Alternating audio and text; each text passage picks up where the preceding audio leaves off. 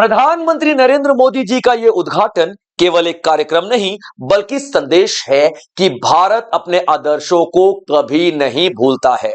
और उन्हीं आदर्शों में एक बहुत ऊंचा और बहुत बड़ा नाम आता है अटल बिहारी वाजपेयी जी का, जिन्होंने राजनीति को भाषा दी और राष्ट्र को दिशा। इसीलिए उनके सम्मान में उनके 101वें जन्म दिवस पर लखनऊ में 65 एकड़ में फैला राष्ट्र प्रेरणा स्थल बनाया गया है। आज के लेक्चर में हम इसी राष्ट्र प्रेरणा स्थल के बारे में बात करेंगे जो अटल जी के विचारों को दिखाता है। तो लेक्चर में अंत तक बने रहेंगे और जो भी साथी, जो भी मित्र, जो भी एस्पिरेंट्स इस प्लेटफॉर्म पे नए हैं, सब्सक्राइब जरूर कर लीजिएगा, क्योंकि इसी तरीके के बेहतरीन लेक्चर्स में आपके लिए लेकर के आता रहूंगा। तो सबसे पहले देखते हैं राष्ट्र प्रेरणा स्थल। ये एक ऐसा म्यूजियम बनाया गया है, एक ऐसा पार्क बनाया गया है, या यूं कह लीजिए कि एक पार्क, म्यूजियम और तकरीबन 1 लाख लोगों के बैठने का एक स्थल बनाया गया है। और जब 1 लाख लोग वहां पे बैठेंगे तो उनके दिमाग में विचार कैसे आने चाहिए? उनके दिमाग में विचार आने चाहिए अटल बिहारी वाजपेयी जी के, उनके दिमाग में विचार आने चाहिए श्यामा प्रसाद मुखर्जी जी के, उनके दिमाग में विचार आना चाहिए पंडित दीनदयाल उपाध्याय जी के। ये वो नेता है जिन्होंने भारत के लिए, जिन्होंने अपने राष्ट्र के लिए पूरा जीवन बलिदान कर दिया। ये पार्क, ये प्रेरणा स्थल उन 3 महान नेताओं को डेडिकेटेड है। तो ये उन्हीं के आइडिया पे डेडिकेटेड है, जो कि लखनऊ में गोमती रिवर, गोमती नदी के किनारे पे बनाया गया है। 65 एकड़, 65 एकड़, आप समझिए इस बात को, 65 एकड़। अच्छा, एक और बात, मजेदार बात यह है कि जिस एरिया में, जिस क्षेत्र में यह बनाया गया है ना, वो शहर से थोड़ा सा बाहर है और इस क्षेत्र को कहा जाता था कचरा ग्राउंड। कचरा ग्राउंड कहा जाता था, कचरा चौक कहा जाता था, क्योंकि बहुत गंदा और यहां पे कचरा फेंका जाता था।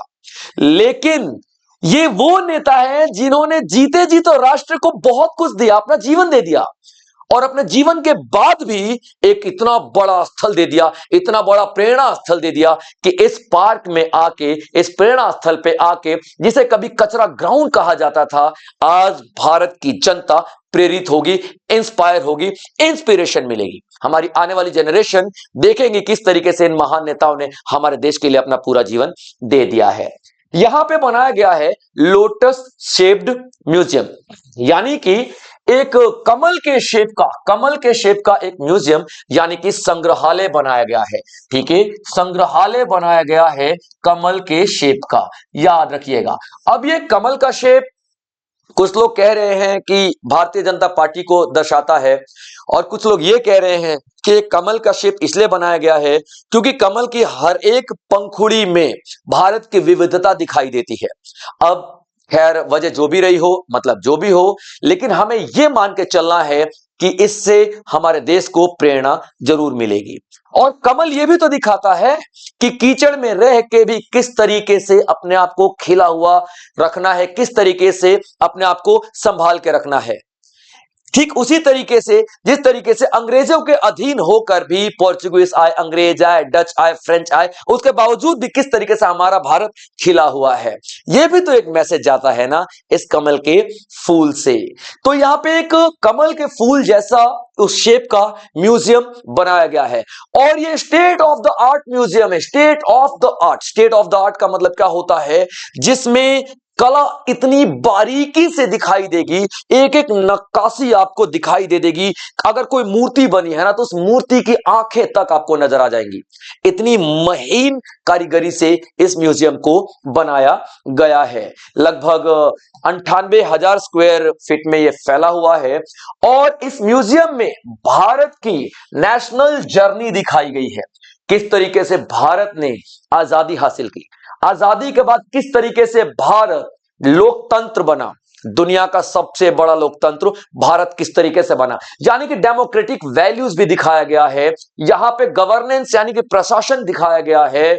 यह म्यूजियम बताता है कि किस तरीके से भारत की जो आजादी की नाव है, ऊपर नीचे मुसीबतों को, परेशानियों को झेलते हुए बाहर निकली, और आज भारत पूरी दुनिया के लिए मिसाल बना हुआ है। इस म्यूजियम को इस तरीके से डिजाइन किया गया है कि यहां पे जो भी जाएगा वो इंस्पायर होकर ही निकलेगा।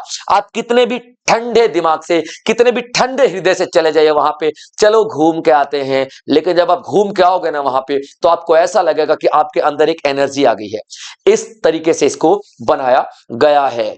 ये हमारे उन नेताओं की जिंदगी को दिखाता है, भारत की जिंदगी को दिखाता है, आइडियाज को दिखाता है। अटल जी का मैं यहां पे बार बार नाम इसलिए आ रहा है क्योंकि उन्हीं के जन्म दिवस पे इसका उद्घाटन किया जा रहा है। उनका कौन सा जन्म दिवस? तो 101वां जन्म दिवस, याद रखना। और 25 दिसंबर 1924 को उनका जन्म हुआ था। ठीक है, उनका जन्म हुआ था, याद रखिएगा। तो ये अभी जो हम उद्घाटन कर रहे हैं, यानी कि प्रधानमंत्री नरेंद्र मोदी उद्घाटन कर रहे हैं, इसी म्यूजियम का उद्घाटन कर रहे हैं। ये वो शेप है, ये वो लोटस का शेप है, ये वो म्यूजियम है जहां पे गुड गवर्नेंस की बात की गई है, गुड गवर्नेंस दिखाया गया है। अब गुड गवर्नेंस किसने शुरू किया था? तो गुड गवर्नेंस अटल बिहारी वाजपेयी जी ने शुरू किया था। गुड गवर्नेंस यानी कि एक बहुत ही अच्छा प्रशासन, एक ऐसी सरकार हो जो लोगों को जवाबदेही हो, यानी लोगों को जवाब दे, लोगों के द्वारा चुनी गई हो, लोगों के लिए कार्य करे। ये गुड गवर्नेंस का कॉन्सेप्ट था। और ये गुड गवर्नेंस का कॉन्सेप्ट अटल बिहारी वाजपेयी जी ने अपनाया था भारत की सरकार में, जब वो प्रधानमंत्री थे या फिर जब वो विदेश मंत्री थे। लेकिन यह कॉन्सेप्ट दिया गया था 1992 में। वर्ल्ड बैंक के एक शासन और विकास रिपोर्ट थी। वर्ल्ड बैंक का एक शासन और विकास रिपोर्ट, ठीक है, विकास रिपोर्ट आई थी और 1992 में आई थी।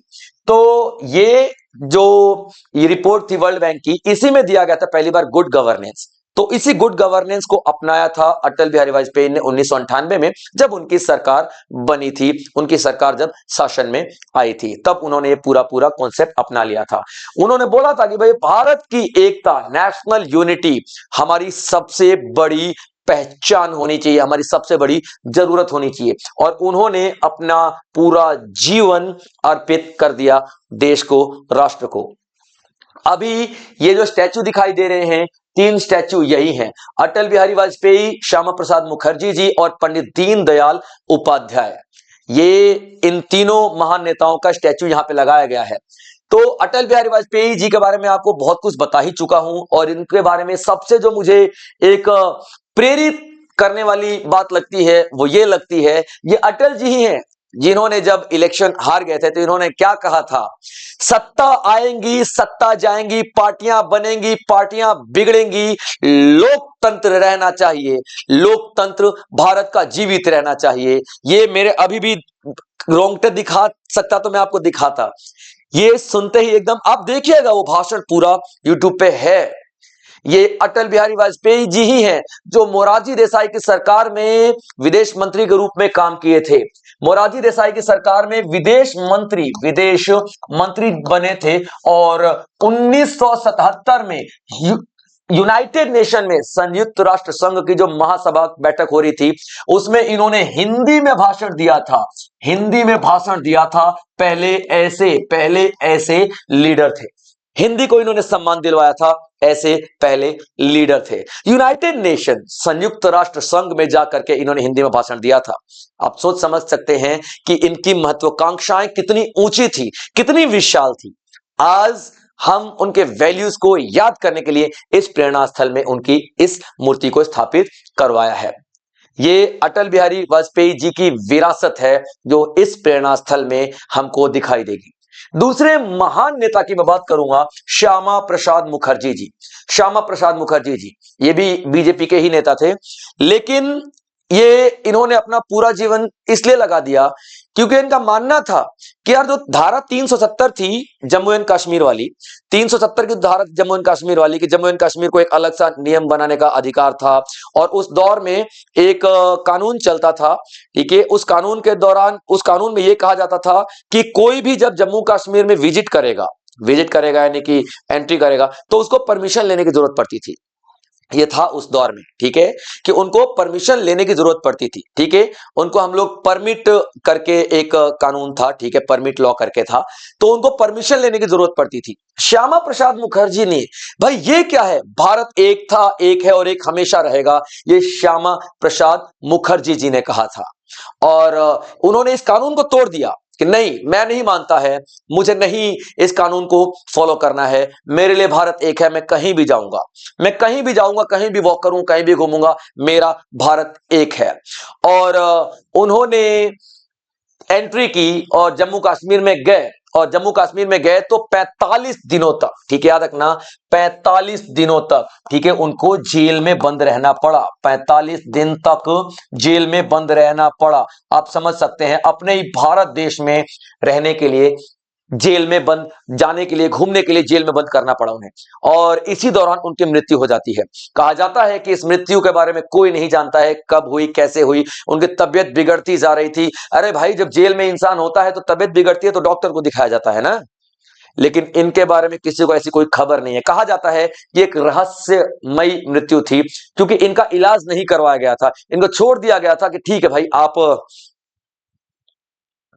क्या बताऊं मैं, मुझे नहीं समझ में आ रहा, ठीक है। इस तरीके से इन्होंने अपना जीवन दे दिया। इन्होंने साफ बोला था कि हमारे देश में, जब हमारा भारत देश है, तो यहां पे दो विधान, यहां पे दो विधान, दो शासन, ये दो निशान नहीं चलेंगे। दो विधान, इन्होंने क्या बोला था, दो विधान, भारत में दो विधान, दो विधान, दो प्रधान, दो प्रधान और दो निशान नहीं चलेंगे, ये इन्होंने कहा था। याद रखिएगा, भारत में दो विधान, दो प्रधान, दो निशान नहीं चलेंगे, इन्होंने ये कहा था, और इसी चीज का पालन करते करते इन्होंने अपने प्राणों की आहुति दे दी। उसके बाद पंडित दीनदयाल उपाध्याय की अगर हम लोग बात कर लें, ठीक है, दीनदयाल उपाध्याय जी, और इनकी मृत्यु 1953 में हुई थी। 1953 में इनकी मृत्यु हो गई थी। अटल जी की मृत्यु हुई थी 2018 में अटल जी की मृत्यु हुई थी, क्लियर पॉइंट। और श्यामा प्रसाद मुखर्जी जी का मैं बता ही चुका हूं, 1953 में, और 1968 में हुई थी पंडित दीनदयाल उपाध्याय जी की मूर्ति।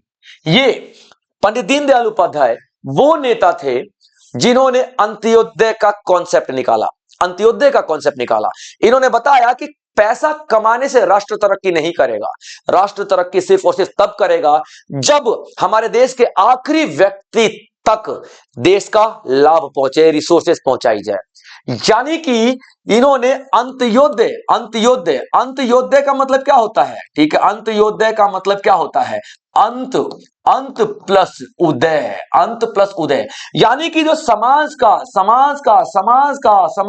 आखिरी, आखिरी जो लास्ट मनुष्य है, आखिरी, लास्ट, यानी सबसे निचले दर्जे का, जो बहुत गरीब है, बेहद गरीब है, रोजी रोटी तक नहीं उसके पास, दो वक्त की रोटी के लिए परेशान है, कपड़े लत्ते के लिए परेशान है, उस तक अगर हम लोग राष्ट्र की सुविधाएं नहीं पहुंचा पाते हैं, तो ऐसे राष्ट्र को बदलने की जरूरत है।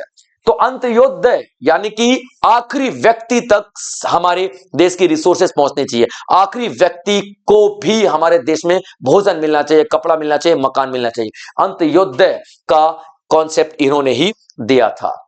अब ये तीन मूर्तियां बनाई गई हैं, और तीनों मूर्तियों की हाइट है 65 फीट, 65 फीट, 65 फीट ब्रॉन्ज की बनाई गई हैं। और ये तीनों मूर्तियां अटल बिहारी वाजपेयी, श्यामा प्रसाद मुखर्जी और पंडित दीनदयाल उपाध्याय जी के आइडियोलॉजीज को दिखाती हैं। पंडित दीनदयाल उपाध्याय जी का जो निधन हुआ था 1968 में हुआ था, और मुझे बड़े ही दुख के साथ कहना पड़ रहा है कि इनकी मृत्यु का कारण, सटीक कारण आज तक नहीं पता चला। ये मुगल सराय रेलवे स्टेशन पे इनकी डेड बॉडी मिली, इनका पार्थिव शरीर मिला, यूं ही मृत हालत में, ट्रेन से सफर कर रहे थे, मृत हालत में। बहुत लोगों ने जब देखा तब पता चला कि अरे ये तो श्यामा प्रसाद, नॉट श्यामा प्रसाद, ये तो पंडित दीनदयाल उपाध्याय हैं। इसीलिए मुगल सराय रेलवे स्टेशन का नाम बदल के पंडित दीनदयाल उपाध्याय रेलवे स्टेशन किया गया है। आज की जो सरकार है, मैं बहुत ज्यादा आभारी हूं, दिल से अपना मैं व्यक्त करना चाहता हूं, अपना जो मन की फीलिंग्स है वो बताना चाहता हूं कि ये सरकार ने ये जो काम किया है ना, बहुत बेहतरीन किया है। क्योंकि इन महान नेताओं को हमारी आने वाली जनरेशन के बारे में, आने वाली जनरेशन को पता होना ही चाहिए था, और इस तरीके से उन्हें अब जरूर पता चलेगा।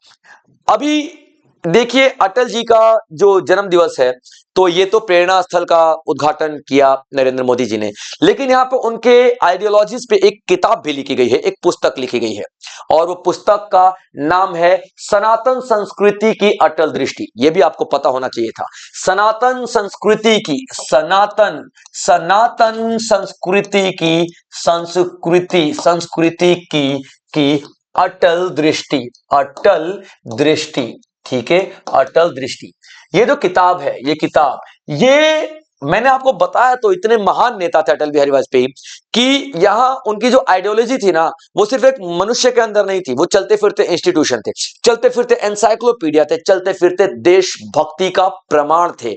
तो उनकी आइडियोलॉजी को लोगों तक पहुंचाने के लिए यह किताब लिखी गई, जिसका नाम है सनातन संस्कृति की अटल दृष्टि। इनमें आप नाम अटल जी का देख सकते हो, यहां पे आपको पता चल जाएगा। क्लियर है पॉइंट बच्चों?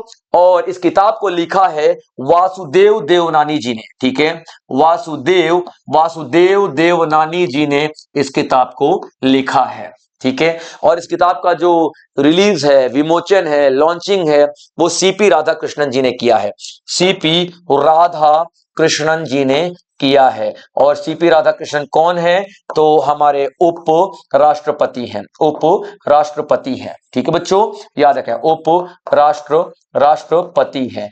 और इन्होंने ही इस किताब को लॉन्च किया है, बताया है कि अटल जी के बारे में सारी ये किताब इस तरीके से छपी है और पूरे भारतवर्ष को ये किताब पढ़नी चाहिए।